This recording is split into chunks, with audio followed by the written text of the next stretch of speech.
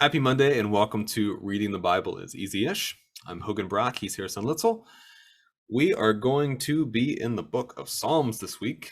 Harrison, what's your relationship to the Psalms like? First, hi Hogan, how's it Hi. going? I feel Yeah. like we usually have a little bit of banter, but we'll go straight for the Psalms this week. My relationship to the Psalms. I feel like when I think of the Psalms, I think of undergrad. I think that was the time that I spent the most time with them. We had a professor, our Old Testament professor, Christine Jones, who we've shouted out a few times in this podcast, is a Psalm scholar, and I feel like that was the time that I spent the most with this book. And I don't know. I don't really feel like I have an emotional relationship with it, but that's where my mind goes. What about you? Yeah, same exact story. I'm just thinking that I took one course, I think, with Dr. Jones. And it was just on, I think it was just women in the biblical story or something like Mm, that, which does not include Psalms. Like that was right. not something we did. So I'm not sure I've ever had a course on the book of Psalms. Have you? No, I had a class on wisdom literature that included a few Psalms. We were in that class together, weren't we? Yeah, with Yeah. Gardner. Yeah. Okay. Yeah. And then I remember conversations with Dr. Jones about the Psalms. But yeah, both Carson Newman and then where I went to seminary at McAfee, both of them had classes on the Psalms, and I did not take either of those options, which I Yeah. guess says a little bit about my relationship with it, that it wasn't a priority enough for me to spend a semester in the Psalms. So there's that. Yeah. Yeah. We've talked about, I feel like before on the podcast for me that I connect way better to narrative than I Mm, do um not narrative prose. Um and so yeah, the Psalms have never been a priority for me. I think they're hmm. nice and I enjoy reading one occasionally, but it's not something I'm super interested in studying. Um and so I guess what we're telling anyone listening is like we're wholly unprepared to be experts on this, and that's the point of this whole Yeah. podcast. So Hopefully people have caught on that that's just the tagline of the podcast, right? Wholly unprepared for this. wholly Uh, unprepared. Yeah. I feel like that could be it. I should have done that branding earlier. Um, yeah, so we're going to be in Psalm chapter 8 this week. Psalm 8 is, according to Vanderbilt, where I look up the Revised Common Lectionary, is just 9 verses long, and that's the whole chapter. So we'll look at that. We're reading from the NRSV, and we'll begin in verse 1, Psalm chapter 8. O Lord, our sovereign, how majestic is your name in all the earth. You have set your glory above the heavens. Out of the mouths of babes and infants you have founded a bulwark because of your foes, to silence the enemy and the avenger. When I look at your heavens, the work of your fingers, the moon and the stars that you have established, what are human beings that you are mindful of them, mortals that you care for them? Yet you have made them a little lower than God, and crowned them with glory and honor. You have given them dominion over the works of your hands. You have put all things under their feet, all sheep and oxen, and also the beasts of the field, the birds of the air, and the fish of the sea, whatever passes along the paths of the seas. O Lord, our sovereign, how majestic is your name in all the earth. So, as I read that, I think the only time that I've heard those lyrics is when they're sung. Mm. And I don't know, is that a hymn? Yeah. So I had the same kind of reaction of like, oh, I know these words. Is this the origin of these words? Hmm. Presumably so, and I've just encountered them in other places. But yeah, that idea, the line of um, I don't even know. Yeah, it just felt so familiar, but I could not have told you that it was a psalm, nor could I have told you it was not this specific psalm for sure. Yeah, yeah. So there are a couple of things that stuck out to me as I read through the text. The first one is in the second verse here. At the end of the second verse, it says, "To silence the enemy and the avenger," Mm. uh, which I don't know what that refers to. I don't know what the psalmist was referring to here. I wondered if you had any thoughts on that. I don't. Out of the mouths of babes and infants, you have founded a bulwark because of your foes to silence the enemy and the avenger. Yeah, I don't know. Is the avenger a further description of enemy, or is it a antonym? Is it the opposite of enemy and listing another group? I'm not sure. Yeah, Yeah, it sounds like I read a lot of fantasy literature on the Hmm. side, and that is like a something that's going to be in the mythos of a fantasy Mm, book, right? Like this is the prophecy that we're working towards or working from, or something. It feels like that to me. So I think that's curious.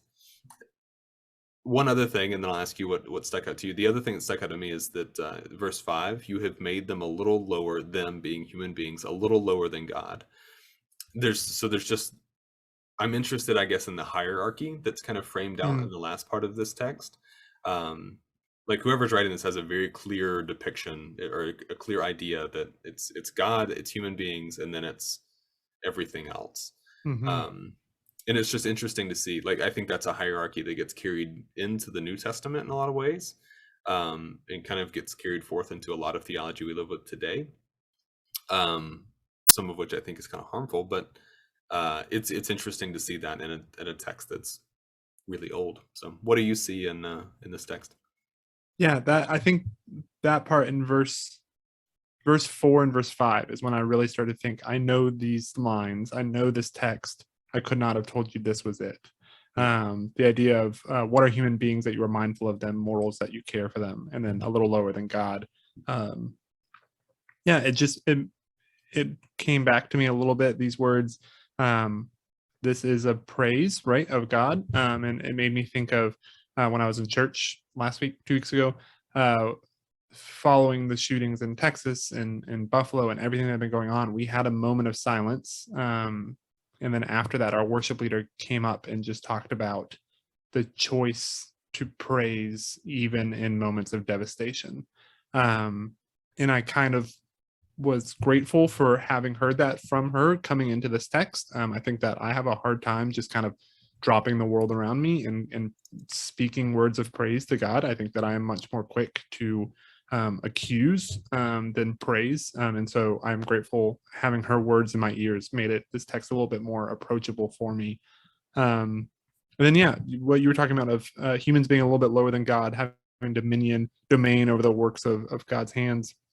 I do think that that's an interesting seeing the way that that's been applied in our world and a lot of what that's led to is understanding that humans have control over the world because God has set it up that way.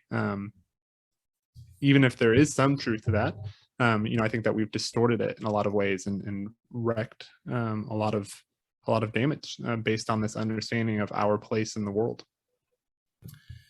Yeah, yeah. I'm interested in the interpretation there that's being done in verse 6. So the NRSV says, "You've given them dominion over the works of your hands." So that, like, I've heard sermons, right, that kind of play with the word Mm, dominion coming out of the creation stories in Genesis, and what right. exactly that means for humans. I wanted to pull up a different translation too, just to see. So the NIV, which is the most popular Bible in the world, says you have made them rulers over the works of your hands. Mm, And then the other thing that I was remembering as you were talking was that when I think about the song of Psalm 8 that I'm familiar with, it's not that you have made them a little lower than God or however it's phrased. In the NIV, it's you have made them a little lower than the angels. Um, so there's something going on there in the translation that's, I guess, unclear, and the NRSV has decided to put it as God, and other translations have not. mm. So I think that's interesting too. That there's, if I'm remembering this right, there's historically Psalm 8 has kind of been read as an acknowledgement of angels as this celestial body above human beings, but a more academic translation kind of Mm. removes that piece. I just think that's kind of interesting.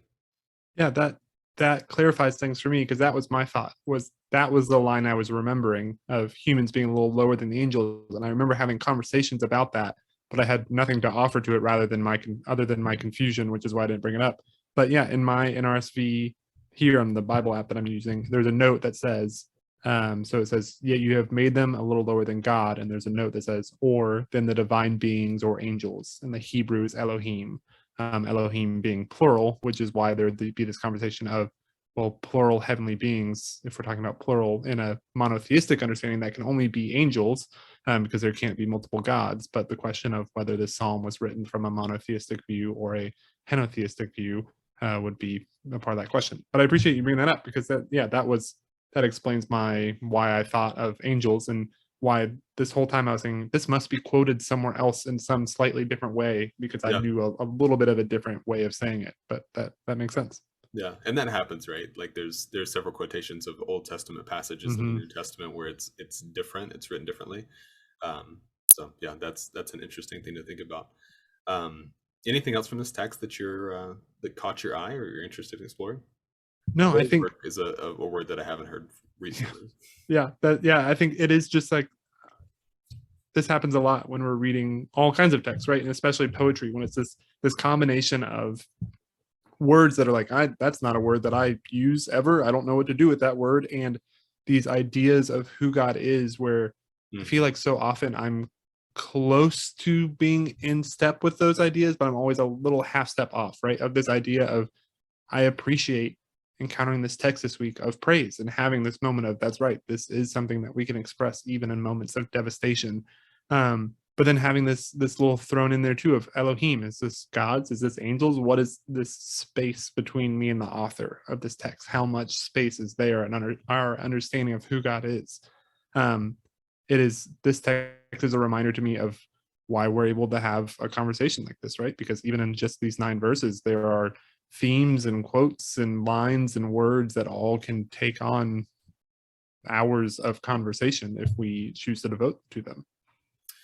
Yeah, yeah. For me, it's a reminder that I preached on a text last week. Yeah, last week, and I think I did forget about the distance in between myself and the author Mm, of the text. It's so easy, right, to pull the text to the world today and leave the context behind.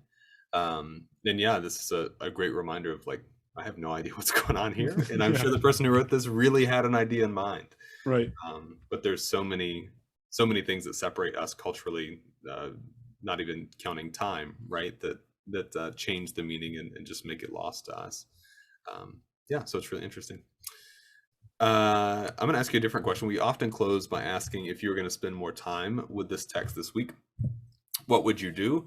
Uh, I'm interested because this podcast started as a preparation for a congregation I was working in for the sermon text for that week. And one of the ideas was that we would begin to approach themes that were going to be addressed in the sermon. If you were going to, and this is maybe a difficult question, if you were going to preach on this text this week, do you have any initial kind of leaning as to where you might go? I think I I'm gonna circle widely and then come back in. Hmm. I taught Sunday school a couple weeks ago on the first chapter of Ephesians, and there are some scholars who believe that first chapter of Ephesians is kind of a hymn, or maybe a creed that the author is referencing there when he writes to Ephesus. And part of that was those commentators, those scholars, some of what they're saying is, don't dig in too deep on these words here, because there are words in that passage like inheritance and adopt and predestine and all of these things. And again, so much ink has been used to talk about individual words, and some of those scholars were saying, back off a little bit. This is a song. Treat it as a song. Hmm. And I think I might do that here. Of This is a moment to praise God. If we lean too hard into this idea of domain, if we lean too hard into angels or gods or all of this, we miss just the simple praise. And I think sometimes, and I think that this is an example of me preaching to myself more than anybody else, right? We just need the simplicity of praise. We need the simplicity of a song rather than the in-depth study of individual words and their impact on the way that we live our lives and understand who God is. Hmm. That sometimes simplicity is the way to go. Yeah, yeah, I really like that. I think if I was were to preach on this text this week, the first place that I might lean is what does it mean? I like where you're going, and I think I might end up there, but I'm not ready to go there yet, if that Mm, makes sense. Um, this psalm begins and ends right with "O Lord, our sovereign." mm, Um, God in this text to me is super transcendent. Um, God is over everything. God has weaved together. Um, the moon and the stars and all these animals and fish and all these sorts of things. Um, when I am looking at a world or looking at anything experiencing suffering, this is not the God that I lean towards. And I think Mm. that I feel that a little bit, and you're leaning towards where can I just lean into praise? Mhm. Um, I lean towards, right, like Jesus being embodied in suffering, right? That's what's quite Mhm. meaningful to me. And so I'm struggling, I think, to emotionally connect or spiritually connect with this image of God. Um, when I'm thinking about suffering or when I'm thinking about what's actually happening in the world. And so that's just an issue, I think, for me and in connecting with God's transcendence. Um, and so I think that's where I would start. That's not a sermon topic. That would just be a meandering podcast like this. Um, but that's where I would lean. Mm. So. Well, if you have stuck with us this long, we would appreciate it if you would like and subscribe wherever you found us. We are on any podcast provider that you listen to. We're also on Facebook and YouTube. So you can find us there. You can share the video. You can share the link. If there's someone that you know that would enjoy the podcast, we will be back next Monday doing the same thing. So if you like this, check back in next week. And until then, keep trying to read the Bible.